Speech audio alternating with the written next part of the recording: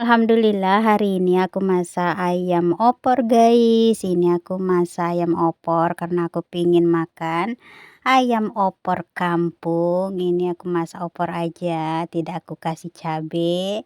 Ini yang tidak pedas ya guys.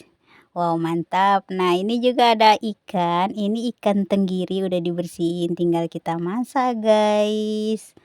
Dan juga ini ada, apa namanya, ini seafood. Ini seafood guys, ini udah dibersihin tinggal kita masak.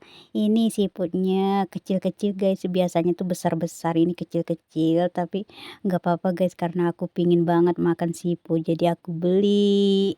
Nah ini ikannya tinggal kita masak, udah dibersihin ikan tenggirinya dan juga seafoodnya tinggal kita masak. Ini seafoodnya itu ini harganya 15.000 segini guys. Dan juga ini ada terong, ini aku beli terong ini harganya 10.000 guys, ini banyak guys, lumayan banyak. Ini aku suka banget terong kayak gini daripada terong yang warna ungu itu guys.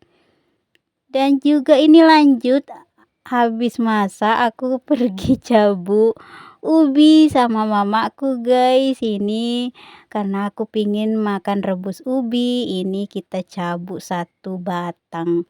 Isinya cuman sedikit guys, nggak banyak guys. Nah ini isinya alhamdulillah cukuplah sekali kita rebus guys. Karena aku pingin makan rebus ubi.